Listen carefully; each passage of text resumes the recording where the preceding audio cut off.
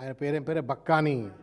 నేను ఏదో విన్నా, ఆయన ఎవరో అంటే నేను ఎక్కువ చూడలేదు కానీ బక్కాని నరసింహులు గారు. మరి ఆయన ఏ దేశంలో పుట్టిండో, మరి ఇక్కడ శంషాబాద్ ఆయన అనుకుంటా కదా, షాద్నగర్ ఆయన.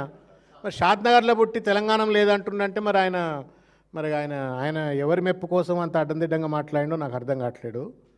తెలంగాణ వేల సంవత్సరాల చరిత్ర కలిగినటువంటి ఒక ప్రాంతము. ఈ ప్రాంతానికి ఒక భాష ఉంది, సంస్కృతి ఉంది, సాహితీపరమైన చరిత్ర ఉంది. అది తెలియకపోతే తెలంగాణ గడ్డ మీద పుట్టినట్టు కాదు. నేను బక్కాని నరసింహులు గారు బహుజన బిడ్డ, నేను ఇంతకంటే ఎక్కువ మాట మాట్లాడదలుచుకోలేదు. కానీ చంద్రబాబు నాయుడు బావకళ్ళల్లో సంతోషం కోసం నేను తుపాకులు కాల్చినా అని వాడెవడో హంతకుడు అన్నట్టుగా తెలంగాణ అస్తిత్వం పైన, ఆత్మగౌరవం పైన దాడి చేసే విధంగా బక్కాని నరసింహులు గారు చంద్రబాబు నాయుడు గారును ఆ వేదిక బుగి మీద కూర్చున్నటువంటి ఒక ఆంధ్ర పెద్దల యొక్క కళ్ళల్లో సంతోషం కోసం చిల్లరగా మాట్లాడితే తెలంగాణ ద్రోహిగా ఆయన మిగిలిపోతాడు, ఆయన చరిత్రలో లేకుండా పోతాడు. I leave it is wisdom. But I'm questioning Telugu Desam party. How do allow such kind of a thing? Bakkani Narasimhulu అనేట ఆయన తెలుగుదేశం తెలంగాణ శాఖ అధ్యక్షుడు. తీసిపడేవా తెలంగాణ మాజీ అధ్యక్షుడు, పోలిట్ బ్యూరో మెంబర్, మాజీ అధ్యక్షుడు. ఆయన కొన్ని రోజులు అధ్యక్షుడు చేసిండు. తీసిపడాయి తెలంగాణ ఆఫీస్ ఇక్కడి నుంచి. తెలంగాణ తెలుగుదేశం కదన్నా, ఇప్పుడు తెలుగుదేశం శాఖ తెలంగాణ అంటారు కదా, తీసిపడేయండి మరి తెలంగాణ అని చెప్పని. తెలంగాణ చరిత్రే లేదు, ఆ గుర్తే లేదు, ఆ పదమే లేదు.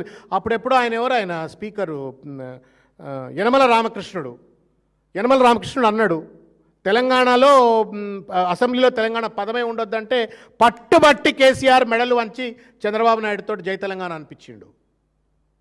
ఆ వేదిక మీద కూర్చున్నటువంటి ఒక జాతీయ అధ్యక్షుడు తెలుగుదేశం పార్టీ ఆయనను మెడలు వంచి చంద్రబాబు నాయుడు గారితో జై తెలంగాణ అనిపించిండు. ఏ అసెంబ్లీలో అయితే చంద్రబాబు నాయుడు గారి మెప్పు కోసం యనమల రామకృష్ణుడు అంటే ఆయన్నే మెడలు వంచి అనిపించిండు. ఇంత సత్యాలు ఉన్న తర్వాత ఆయన అట్లా మాట్లాడాడు. తెలుగుదేశం పార్టీ అధినేత, తెలుగుదేశం పార్టీ మొత్తం తెలంగాణలో కూడా మేము కలలు కంటున్నాం, మేము ఈ పార్టీతో పొత్తు కడతాం, ఆ పార్టీతో పొత్తు కడతాం, మేము ఇక్కడ జెండా ఎత్తుతాం అని చెప్పని మాట్లాడుతున్న పెద్దలు, మీరు తెలంగాణను ఇట్లా కన్సిస్టెంట్గా కంటిన్యూస్గా అవమానపరిస్తే మీరు తగు మూల్యం చెల్లించక తప్పదు. ఏ మాత్రమైనా నైతికత ఉన్నట్టయితే, because A polit bureau member made such a worst statement, Chandrababu Naidu గారు దీనికి క్షమాపణ చెప్పాలి.